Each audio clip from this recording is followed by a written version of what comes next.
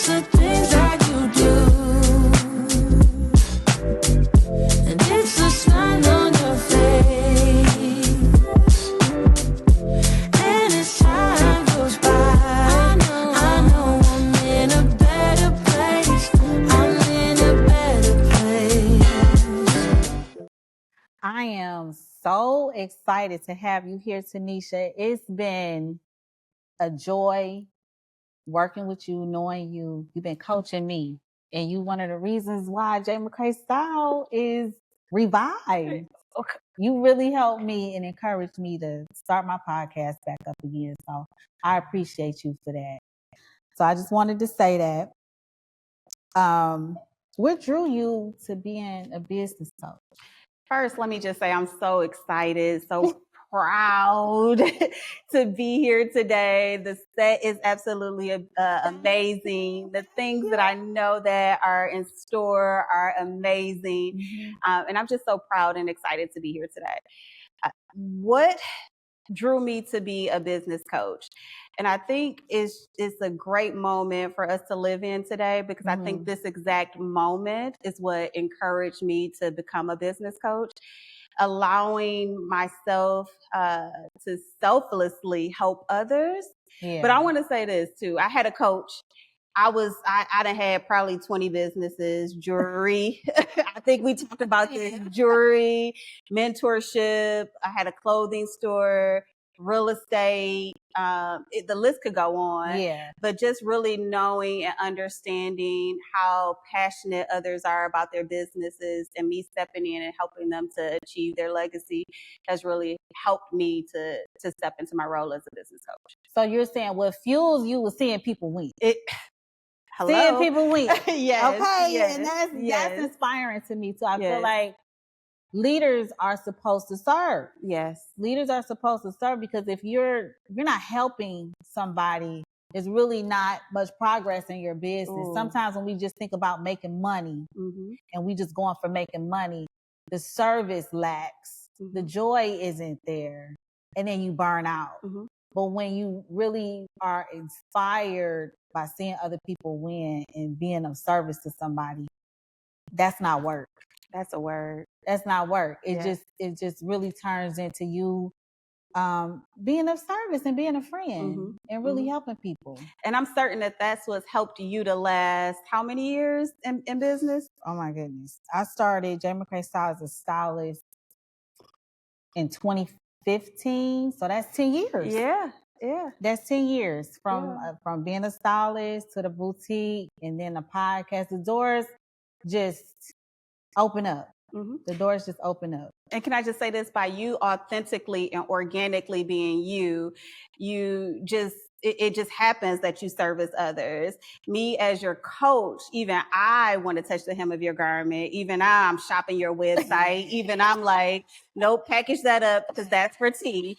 So I think what you just said, it rings true. When you have a heart to service, everything just organically falls into place. Yeah. And it doesn't feel like work. It doesn't feel like work. It doesn't feel like work. So you helped me with my social media.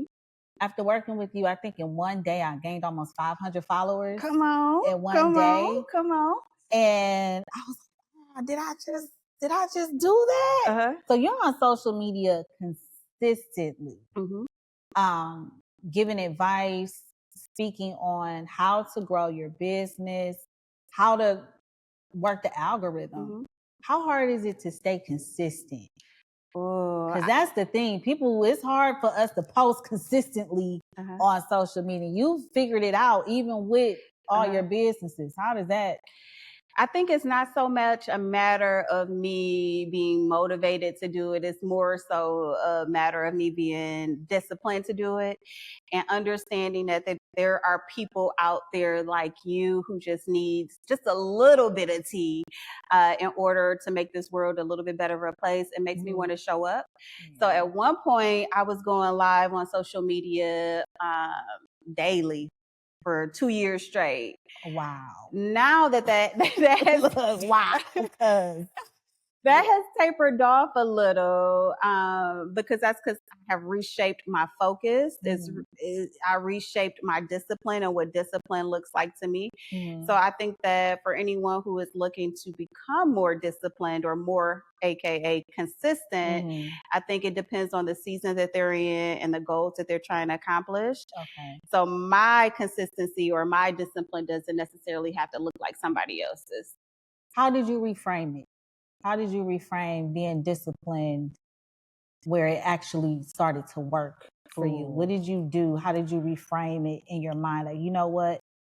I reframed it and I was 2 years straight. Oh, I let go of what everybody else thought of me. Like I could care less of what my sister thought of me, what the person who didn't know me thought of me. I shed a lot of excess weight. Okay. And that meant that I drew closer to God. I drew closer to myself. I was okay with showing up as the T that people see today. And that I can't say that was the T that people would have saw 10 years ago. Yeah. So I think it's just a certain element of coming to grips to who you really are. I can agree with that. I can agree with that. Yeah, shedding the thoughts of others, or some the dead fears of others. Yeah, right? Yeah. And I think too, like sometimes we're married to those people. Sometimes we live in the same household because maybe they're our sisters or our mothers. I've learned not to share as much. Like you can see it when it's done. You can see it. You can see me work. You can watch me work. And you're like, oh man, I just saw your post. Oh man, did you? Yeah, I'm going to film right now. Yeah. They don't know if I'm filming for me or filming for somebody else. I'm going to work. I'm going to work. And that to me, not feeling the need to let everybody know what I was doing because there was a lot of negativity from they didn't mean to be negative, some of my friends and stuff, but your big thing, the thing that you've been wanting to do, somebody might downplay it. Ooh. And I think I said this to you. I felt like somebody had spilled red wine on my white carpet. You did say that. I've been, praying, meditating, getting focused, reading. And I finally felt like I had growth. I finally felt like I was on the right path and being obedient.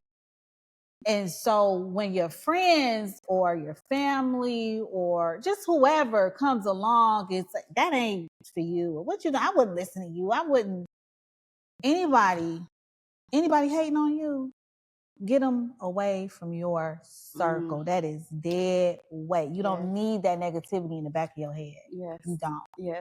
When I quit so a little backstory, I like to say that I retired at the age of 35. I'll be 41 in 2 weeks. And when I was preparing to quit my full-time corporate job, I was making well over 6 figures. Many of my family members, they thought that I was living a lifestyle that they thought I should keep on living, right?